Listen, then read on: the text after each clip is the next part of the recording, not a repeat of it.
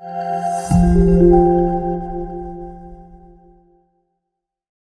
as promised, we got a brand new card in Blazing Vortex. It isn't very good, I'm not impressed with it whatsoever, but we're going to update the deck anyway. So, before we get to the video, massive shout out to our brand new sponsor, Game HQ. The link will be in the description if you want to get any Yu-Gi-Oh! Singles, sealed product, accessories like sleeves and whatnot. And then if you use the Sanctum Squad discount code, you get 5% off. So thank you very much, and then we'll take you to that profile. So just starting off with the actual sort of like live twin engine. So we just play the 7 sort of like standard monsters. So it's just 3 Kill, and then 3 original Leela, and then just 1 Leela treat. I think this is sort of like fine. Like the problem with the new card is that it doesn't actually like do anything except for extend when you draw it. It doesn't actually change anything within any of the plays or anything like that. The only reason that I think it's actually viable as it stands is because it's a zombie, so it works with the Eldlich cards. But yeah, I think like these will like not change until the next set because this one because this one is now released. Kill's the best, but then next set when we get the new Kill, Leela will be the best one because you can just go instantly from Leela into Kill. And then just like as part of like this engine, we also play 3 Secret Password and then 3 Live Twin Home. I wasn't playing these in my last list just because I think they're very sort of linear. But after like a lot of testing, I actually just decided that it's fine that they're linear because the deck is like very linear. You want to be doing the same sort of thing every game.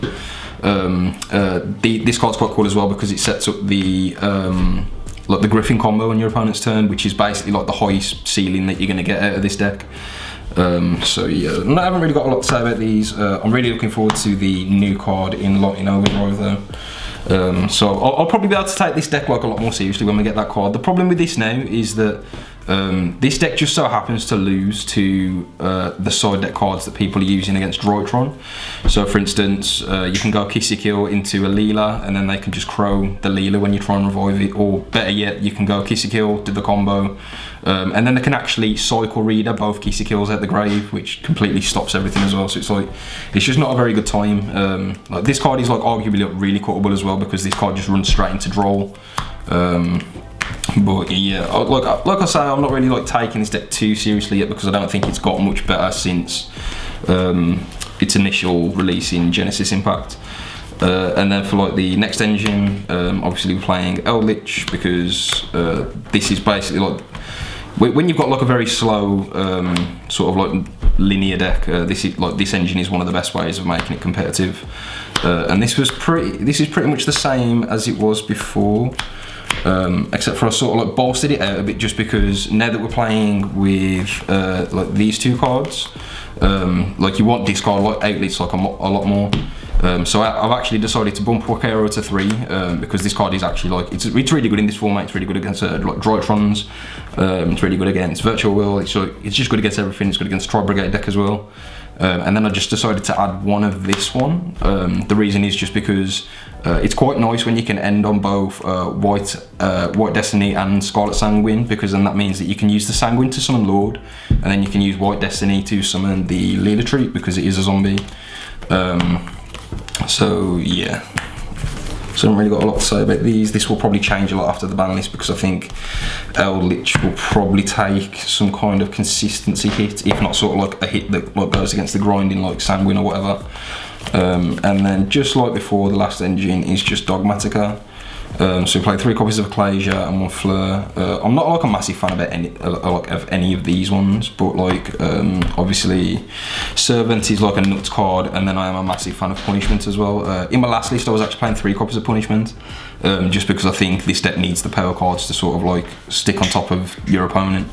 But I've just decided to cut 1 of these just to be able to sort of like play with the live twins more, because like now that the engine's bigger, you sort of like see them a lot more, so you don't want them stuck in your hand while you're playing turns that you can't summon from the extra deck like with.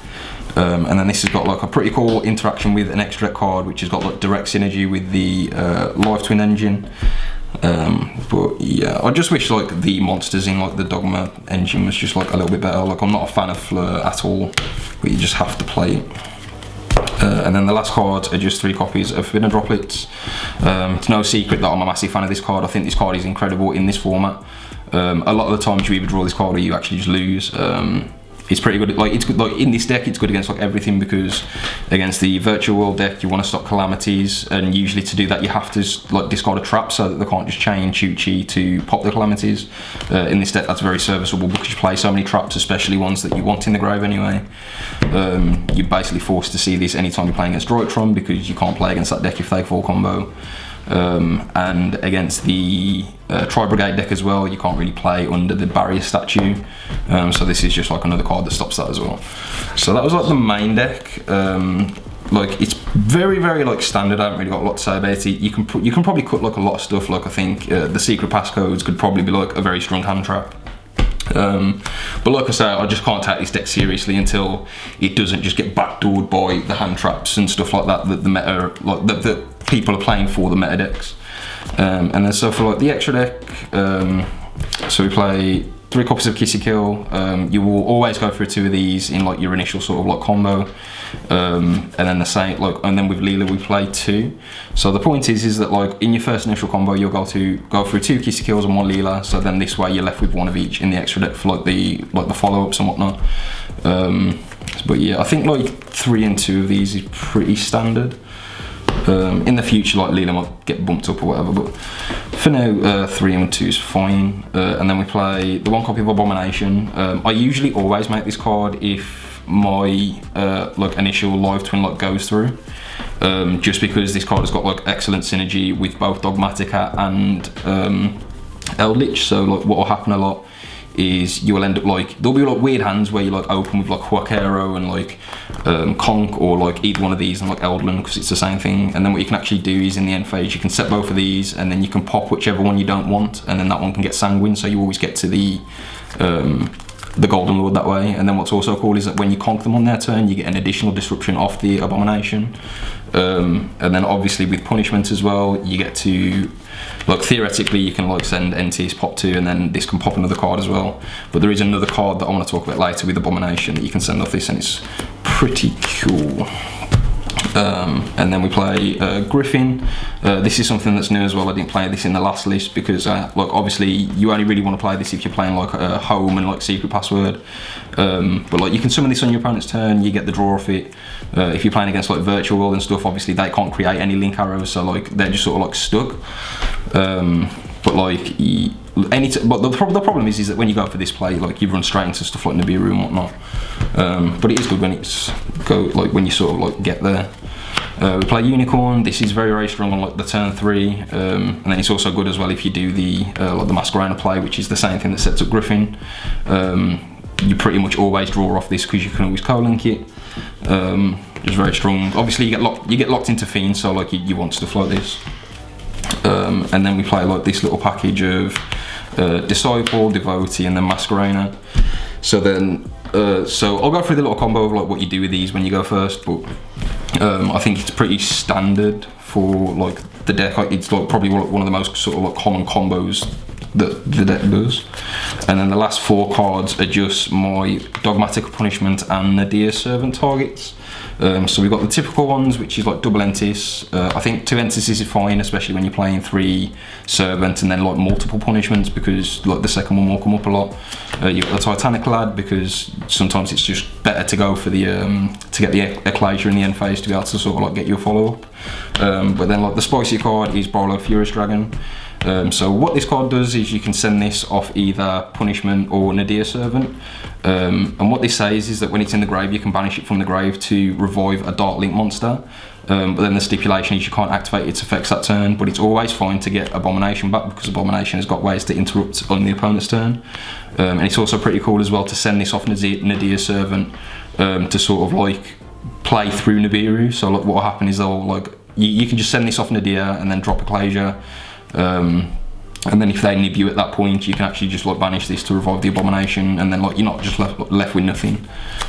So that's sort of like the main deck. I just want to take you through like a quick combo, which is basically just like any one of the live or evil twins, so either one of these 2. And then you just need this card as well. So like it's like a 2.5 card combo because you need a discard, so it's just another reason why this deck sort of like sucks, I guess. So you'll go Kissy Kill, and then you'll go and grab Leela. And then you can turn one of these into the Link Disciple. And then you can get rid of this one to go into Devotee. Devotee at this point locks you into only link to lower monsters from the next rep for the rest of the turn. Disciple then tributes the Devotee to draw a card, and then you put a card back, which we'll just ignore. And then the Devotee triggers so that you summon 2 tokens. And then at this point you just link these straight into IP Masquerader. And then you can drop your home to discard a card. And then this way you're just going to go into Kissy Kill, and then it's just like a very normal LIOV Twin combo from here. So you just link these 2 into Kissy Kill, and then this Kissy Kill revives Leela, and then you're just going to go into the Leela, and then this Leela revives Kissy Kill.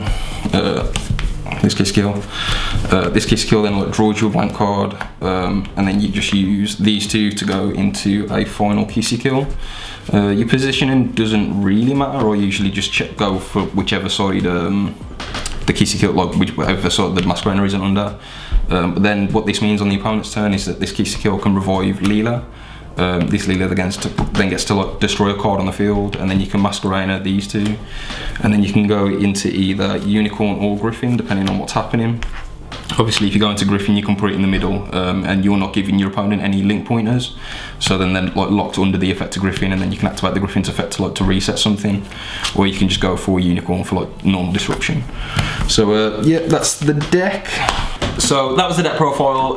I don't think the new Leela card is actually like amazing for the deck, but I do think that the next Kissy Kill card in Lightning Overdrive is far better, and I think it changes the deck much more than this single one does.